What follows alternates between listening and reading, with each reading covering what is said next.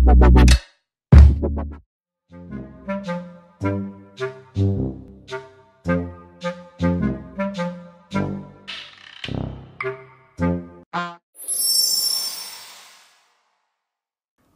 kali sampainya bahan kimia di tempat kerja anda, sama ada ia berbahaya ataupun tidak, anda mesti memastikan bahawa anda telah memperolehi maklumat yang mencukupi tentang bahan tersebut daripada pengilang atau pengimport mahupun pengedar. Anda memerlukan pelabelan yang betul pada bekas dan disertakan dengan Risalah Data Keselamatan SDS. Dalam dokumen ini, anda boleh menemui kebanyakan butiran seperti kandungan bahan kimia, potensi bahaya, langkah berjaga-jaga dan sebagainya. Jika anda tidak menemui kandungan bahan kimia dalam kedua-dua dokumen ini, anda haruslah menghubungi pembekal anda untuk menentukan sama ada ia adalah bahan kimia berbahaya seperti yang ditakrifkan dalam Peraturan USH 2000 ataupun ia bukan bahan kimia berbahaya.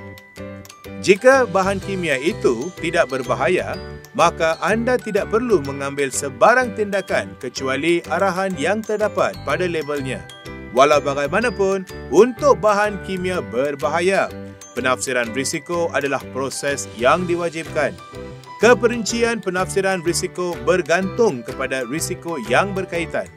Anda perlu mengambil kira beberapa faktor dalam melaksanakan penafsiran risiko. Antaranya adalah, bagaimanakah anda akan menyimpan bahan kimia berbahaya? Mungkinkah terdapat risiko yang berkaitan dengan storan itu? Adakah ia serasi dengan bahan lain? Bolehkah tumpahan menyebabkan masalah atau bencana dan lain-lain lagi? Kebanyakan kemalangan berlaku semasa pengendalian bahan kimia berbahaya. Oleh itu, anda perlu melihat pada proses kerja dan bertanya, bagaimanakah anda menggunakan bahan kimia berbahaya itu? Dan dengan menggunakannya, anda juga perlu pertimbangkan bagaimana anda akan mengawalnya di tempat kerja anda. Perlukah anda menyediakan prosedur operasi keselamatan? Adakah latihan mencukupi diberikan kepada pengendali bahan kimia berbahaya? Atau adakah anda memerlukan kawalan yang lebih terperinci seperti membina sistem pengudaraan egsos tempatan LEV di tempat kerja anda? Seterusnya, anda perlu melihat prosedur kecemasan untuk kecemasan yang mungkin berlaku pada bila-bila masa sahaja. Tanya diri anda soalan-soalan seperti ini. Adakah terdapat bahaya kebakaran? Dan jika terdapat potensi kebakaran, apakah yang perlu anda lakukan untuk mengawal kebakaran tersebut? Apakah bahan pemadam api yang betul digunakan? Bagaimanakah pekerja terdedah dengan bahan kimia berbahaya? Adakah anda mendedahkan pekerja dan persekitaran kepada bahaya tumpahan? Dan jika ya, berapakah risikonya? Dan anda juga perlu pertimbangkan apakah langkah-langkah pertolongan cemas yang diperlukan. Adakah bahan tersebut memerlukan peralatan atau bahan khas untuk pertolongan cemas seperti gel khas ataupun pencuci mata di tempat kerja anda? Setelah itu, anda perlu pertimbangkan faktor pengangkutan dan bertanya kepada diri anda, bagaimana anda akan mengangkut bahan kimia berbahaya ini? Adakah anda memerlukan pembendungan sekunder, secondary containment?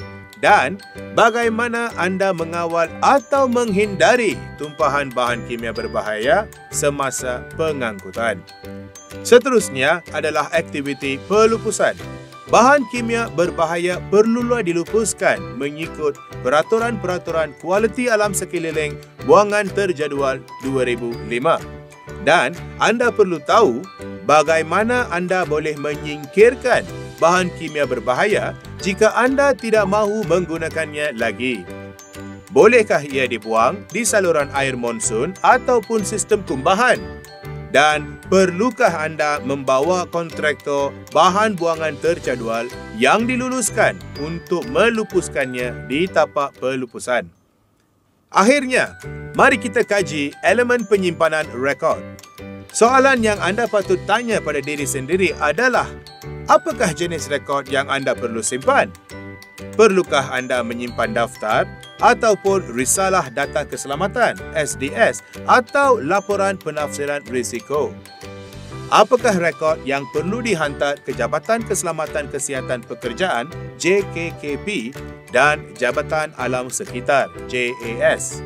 Inilah 6 faktor utama yang anda perlu pertimbangkan dalam pengurusan bahan kimia berbahaya di tempat kerja anda. Yang pertama, 1. Penafsiran risiko. 2. Pengendalian. 3. Prosedur kecemasan. 4. Pengangkutan. 5. Pelupusan. Dan 6. Penyimpanan rekod. Sekian sahaja video saya hari ini. Saya akan menghuraikan faktor-faktor keselamatan bahan kimia berbahaya dalam video-video yang akan datang. Nantikan dan teruskan menonton. Jika anda suka video ini, tekan butang like di bawah dan kongsikan dengan rakan-rakan anda kerana ilmu yang amat berguna ini mungkin boleh selamatkan nyawa mereka. Sila komen pendapat anda di bawah supaya saya boleh menghasilkan video yang anda suka.